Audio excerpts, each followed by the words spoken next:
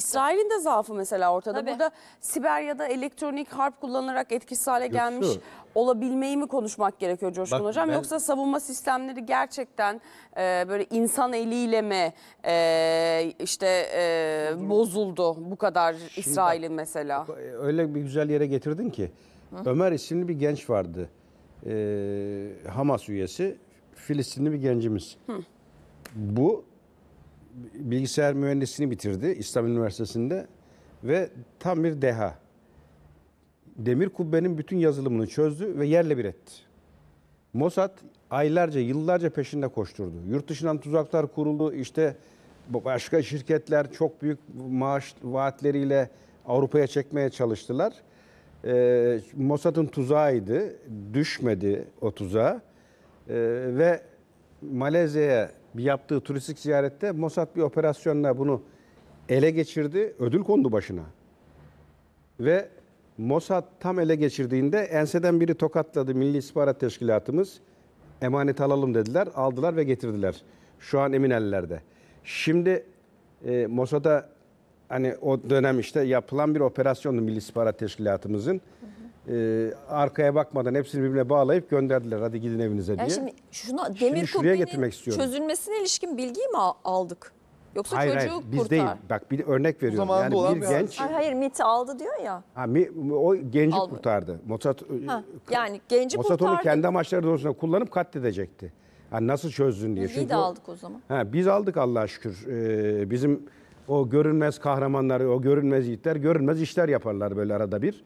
Şimdi bu olayda da bu dediğin gibi sistemi çözmüş bir bilgisayar dahisi niye olmasın? Yani Olabilir. bir yazılım bu neticede. Bir anda Hackerlar sistemi körler. Bu yapıldı, bu daha önce denendi, başarıldı. Yani biz hep alçak uçuş vesaire bir takım işte varsayımlar üzerinden konuyu Bir anlamaya anlamda- çalışıyoruz. O zaman hocam çok da siz bakın şimdi diyecekler ki konuklarımız hep de Coşkun Hoca'yı biz İsrail'in yapmış olduğu o telsizlere girdiği siber saldırıyı konuştuk. O zaman Hizbullah da siber bir saldırı gerçekleştiriyor. İşte bak Ya da olabilir. Hizbullah siber saldırıda sen yani şu anda çok düğmeye bastım. Ben de nokta operasyonu yapabiliyorum. İstihbaratım güçlü.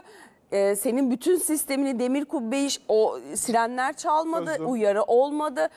Ben siber olarak da teknolojik olarak da çözdüm dedi. Öyle bir kavga var. Yani İran'da var. İsrail'i İran'da bir var. anlamda böyle bayağı bir silkelemiş gözüküyor o zaman. Ya İsrail bak şu an hayatının şokunu yaşıyor.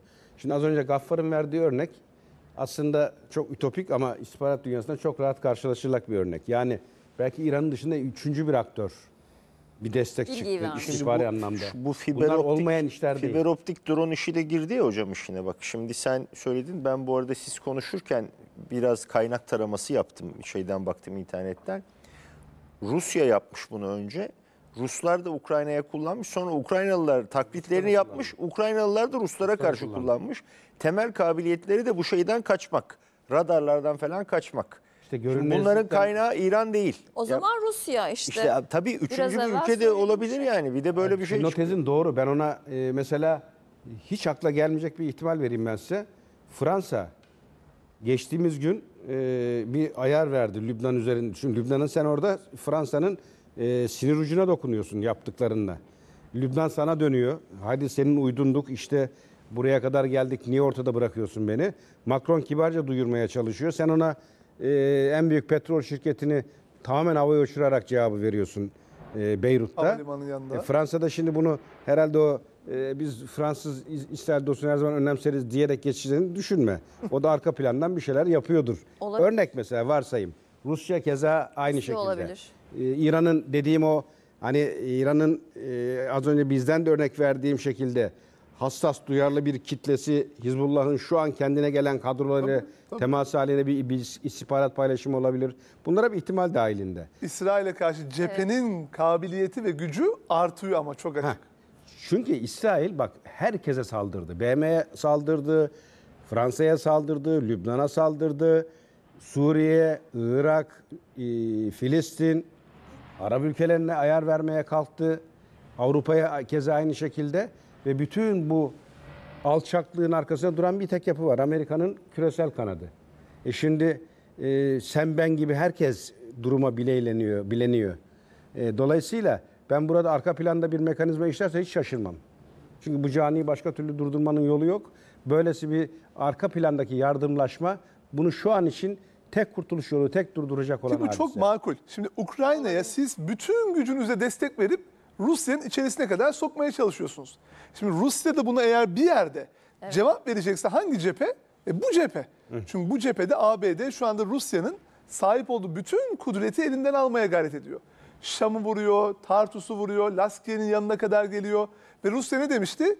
Ben de size karşı var olan cepheyi güçlendireceğim. Belki de böyle bir mevzudur. Eğer İran-Rusya yakınlaşmasının hepimiz farkındaysak, İran'la Hizbullah'ın organik ilişkisinin de bilincindeysek, o zaman Rusya ile Hizbullah arasında doğrudan olmayan çok dolaylı bir münasebet çok da şaşırtıcı olmayabilir. Peki bir soru daha geliyor benim aklıma. nedir? Şimdi şöyle hani İsrail Genelkurmay Başkanı açıklama yapacak. İşte konuşacak falan diye bekliyoruz ya. Biz bu stüdyoda çok konuştuk. Bu yapay zekayla insanlar seslendiriliyor, görüntüleri oluşturuluyor. Ama belli olur. Acaba Gerçi şu anda çok bunun üst düzey. hazırlığını mı yapıyorlar? Yani bir Her şey olur. tabii ellerinde Zaten böyle teknolojiler de var. Bir hazırlık yapıyorlar, adamı çıkartıp konuşturacaklar. Ama anlaşılmaz mı? Çok gelişmiş yapay Çok gelişkin bir zeka, şey olabilir çok gelişmiş ellerinde. olan şimdi profesyonel bir elden çıkanla Sayın Yakınca sen- söyledi. Göksu sen değil misin Fransızca konuşan? Fransızca konuşan. Şimdi, Sen ama değil miydin? Ben kendime inanamadım evet. Şimdi o ki yani onun Biz de daha size inanamadık profesyonellerini burada de izledik biz. Daha profesyonelleri hiç tam ağız birebir oturanları da izledik. Sayın Yakınca'nın söylediği o zaman çok korkunç bir şey. Hayır şöyle. Eğer Ne kadar o Ne saklayabilirler? kadar ne kadar Bir bu? süre Bir de izleme yapana kadar. bir süre. Emre Sonra abi, ne diyecekler? Emre abi soralım. O zaman Sayın Yakınca'nın Eceliyle dediğini de çürütmesi için İsrail'in bütün basını Çıkıp toplayıp görünmesi lazım. evet Çıkıp basını askerlerini toplaması denetleyecek, gerekiyor. görünecek bir vücuduyla Evet. ismini Emre- göreceğiz adamı yani. Öyle Göksu, çık Emre kameranın şeyi karşısında sorayım konuş ne ben güzel Emre. yani. Emre ordu sözcüsü açıklama yaptı dedin ya. Bu Genelkurmay Başkanı'nın açıklaması çöp oldu mu demek yoksa o gene konuşacak açıklama yapacak mı? İmrah'ın sıkıntısı var. Fulya Öztürk'e dönelim. Fulya'da belki son Ya dakika Fulya biliyorsa bilgileri bu vardır. sorunun Fulya cevabını belki alın. sen biliyorsundur. Coşkun Hocam'ın sorusunun cevabını sende vardır.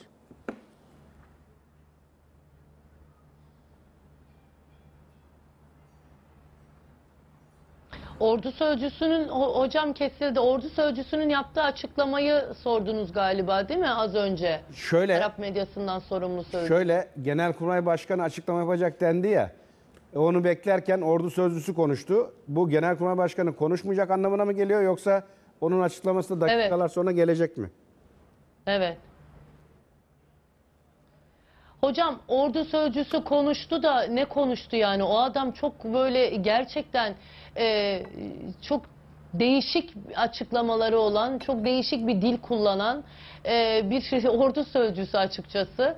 Anlatan, Size o ayrı. hesabını da atarım. O sürekli işte dahiyeyi vuracağız, şuradan çıkın, burayı terk edin diye uyarı yapan sözcü. Az önce yaptığı şeyde de adeta yorum yapmış yani. Çok bir açıklamada yapmadı kendisi. İsrail'den daha resmi kaynaklardan, daha resmi yetkili isimlerden, üst düzey isimlerden bir açıklama bekleniyor. Dolayısıyla o kişinin Arap medyasından sorumlu ordu sözcüsünün yapmış olduğu açıklama çok dikkate alınası bir açıklama değil açıkçası.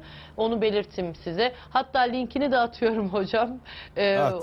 O sözcünün.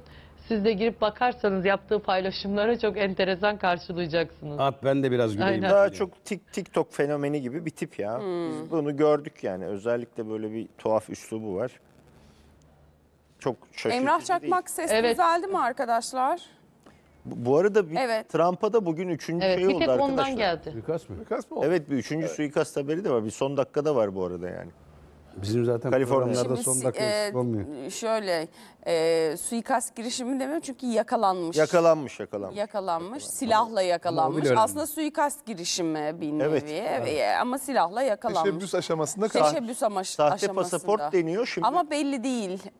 üzerinde sahte pasaport varmış deniyor. Şimdi 2 gün önce de Biden... Güvenlik noktasından geçerken, şimdi editörüm Zeynep Tekin de söylüyor, güvenlik noktasından geçerken üzerinde silah olan bir şahıs değil mi yakalanmış? Evet Yanlış silah evet. ve bir de pasaport deniyor. Sahte pasaport. Şimdi Ha, bir de sahte sahte pasaport pasaport. detayı neden önemli? 2 gün önce Biden İran'ı suçlamıştı. Trump'ın suikasti ile ilgili ve bir daha İran bunu yapmaya kalkarsa biz İran'a cevap veririz demişti. Bakın ne tesadüf. Yeni tiyatro. Biz, tabii çok belli güvenlik hocam. Tam senin noktasında uzmanlık alanı aslında- Coşkun hocam bunu. Öyle. Değil mi? Yani bile bile lades. Yalnız Göksu Olması lazım. Yakalanması için mi bu acaba İşte tezgahlar? tam tiyatro diyor. Hele ya. yanında pasaportla sahte pasaport. Göksu Sahte pasaport, birkaç silah kaynaktan güvenlikten geldiği için geçiyor. yineleyeyim. Yani farklı Güvenliğe kaynaklardan geldi. Bir, Amerika'nın asker gönderdiği buraya acil koduyla. İki, Hayfa'da çok sayıda patlamanın olduğu. Onu istersen hem Emre hem Fulle'ye bir soralım. Çünkü Hayfa yani İsrail'in kalbi. Donanmanın olduğu yer, akaryakıt istasyonlarının İhracat olduğu yer. limanı. Yani çok önemli. İhracat yaptığını sanmıyorum ama artık. Ve güneye de çok yakın. Evet. Emrah sanıyorum düzeldi bağlantı. Emrah.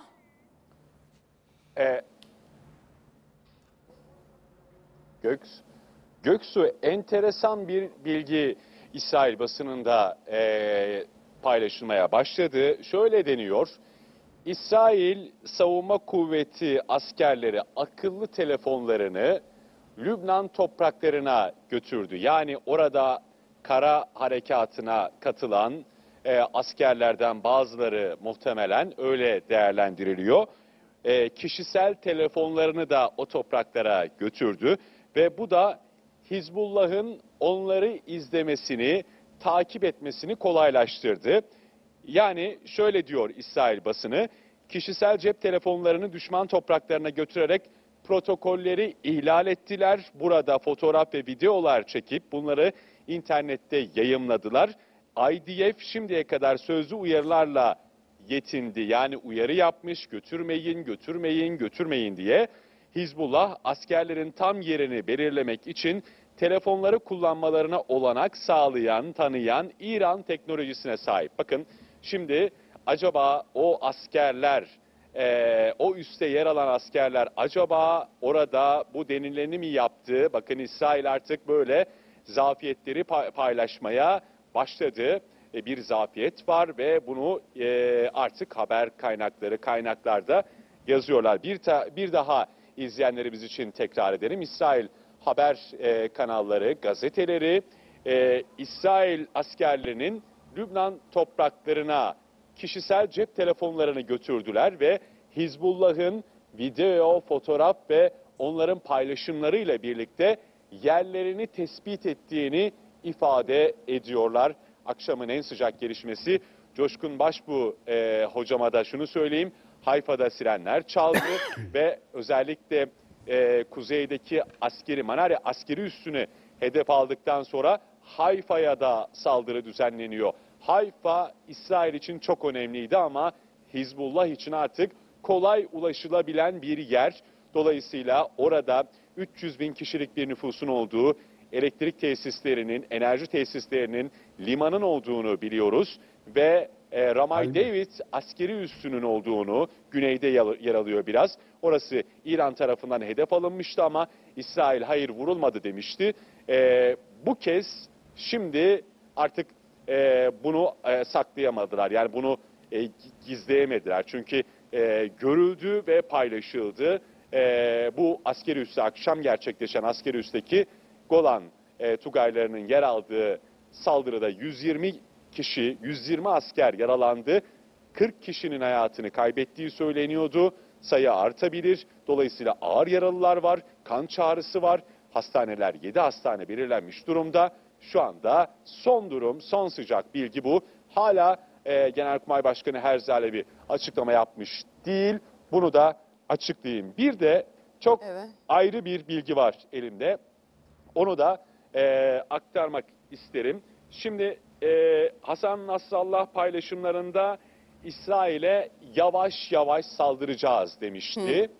Az önce Fulya arkadaşımın aktardığı bu Arap medyasına açıklama yapan İsrail ordu yetkilisinin kullandığı hashtag alt tarafta, yani X platformunda açıklama yaptığı Hizbullah'ı küçümsediği paylaşımda alt tarafta kullandığı hashtag'te yavaş yavaş seçeneğini tercih etti. Yani hem mesajda bir aşağılama var ve küçük görme var. Aynı zamanda Nasrallah'ın ifade ettiği İsrail'i yavaş yavaş vuracağız sözüne de yine Nasrallah üzerinden biz sizin en önemli isminizi öldürdük. Onun sözüyle size yanıt veriyorum diyerek yavaş yavaş etiketiyle şu anda bu açıklamayı paylaşmış.